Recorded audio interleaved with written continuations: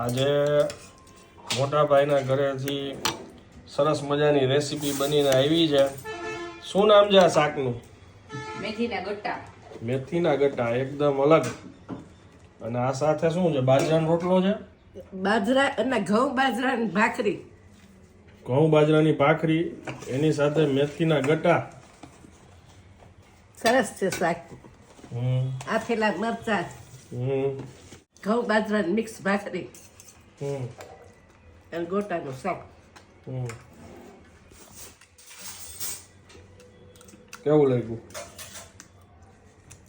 First class છે. આ recipe જોવી હોય તો પરાગ સાતા વ્લોગ યુટ્યુબમાં સર્ચ કરશો એટલે તમને એમાં આ રેસીપી જોવા મળી જશે.